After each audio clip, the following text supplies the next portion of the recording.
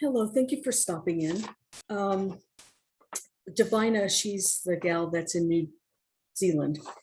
She asked me to do a writing for this question, and the question is, what's my guides, the universal energies position on cleansing your own self? How do I cleanse the excess energy from me? How do I release it, protect myself, and all those other things. So I did a writing.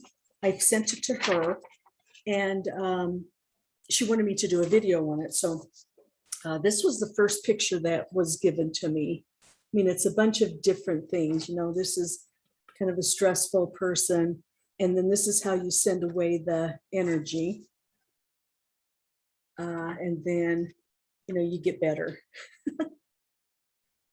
They always tell us how to get better, and I think that's what I want. Anyway, that's the picture they gave me. This is the transmission I received. It's kind of long. It's 4 pages, but it should go pretty fast. The transmission I received is: the human upon the earth realm goes with complete ability and tools to receive energy, to give energy. Each person has complete ability to block any energy sent to their physical and light body. There are times when a person allows energy in, or when energy erroneously gets in that is not wanted. There are also people who naturally absorb all energies. Those are the empaths, I'm guessing. And sometimes a person just needs to cleanse energy as a matter of physical maintenance. That's pretty good. When it becomes necessary or voluntary to cleanse the body of energy. Each person is fully capable of cleansing themselves without the assistance of anything. They need not rely on an angel, a spiritual guide, a spirit guide, or a spiritual guru to cleanse themselves.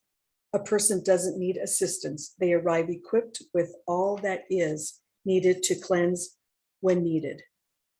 To cleanse, the person uses intention to collect the unwanted energy or built up energy and send it away from the body.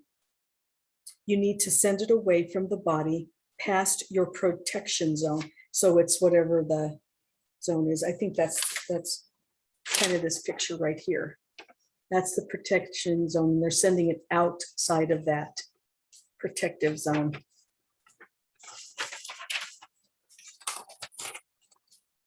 Send it away from the body. You need to send it away from the body past your protection zone. This is a visual process. The energy zone that represents your individual aura energy that protects you. The field where you allow or block whichever energy approaches. So that's our distance, however far we want it. And then I said, what about cutting a cord? The person cuts their own cord. If there is a connection that isn't wanted or needed any longer, you go to the earth equipped to attract you go to the earth equipped to attach a cord or to cut a cord. This is a visual process. You visualize yourself, you visualize the other person, and you visualize the cord and the scissors to cut, or whatever tool you decide to use to cut the cord. Then you consciously cut the cord and the unwanted connection. And I said, okay, well, then what? And I asked, what if a person doesn't know they have a cord attached, or if they need to cleanse energy? And this is what they said. This indeed is true to happen.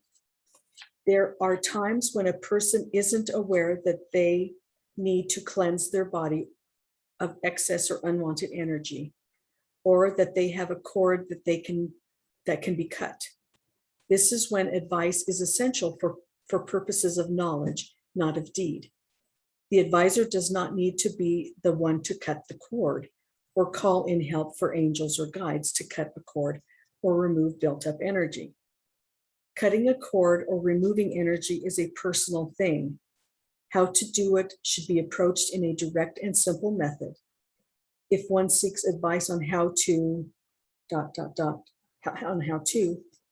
There are others who can give a method, but the person should be the one who carries out the process. The reason for this is because you each have the capability for yourself.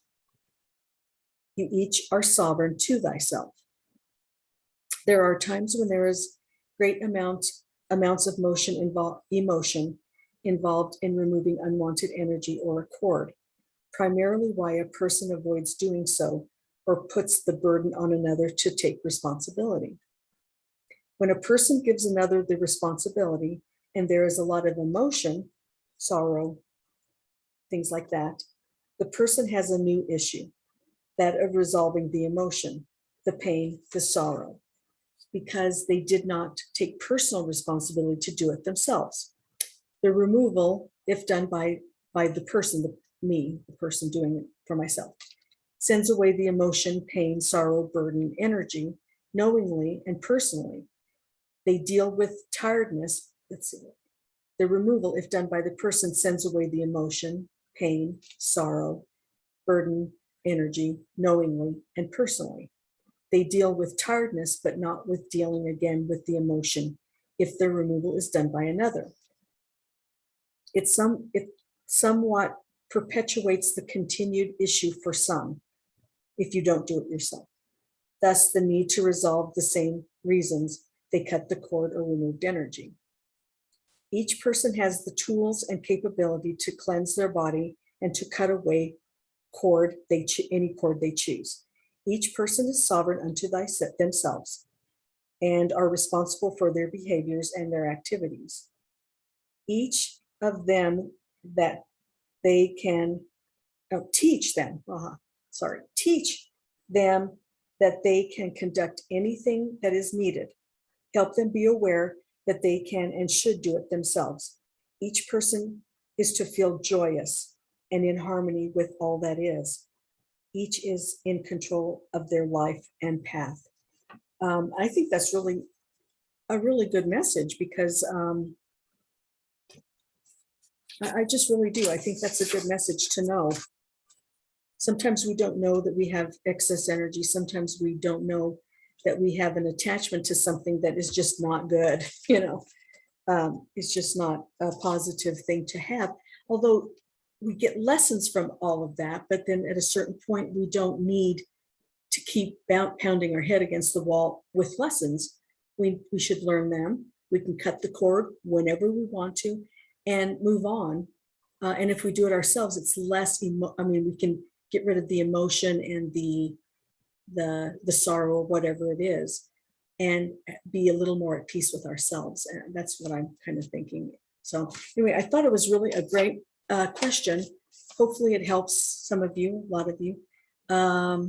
If you would like a copy of today's transmission, please contact me at theunlikelychanneler@gmail.com, and I'll get a copy of it to you. In the meantime, thanks again for stopping in. There's a lot more to come, so stay tuned.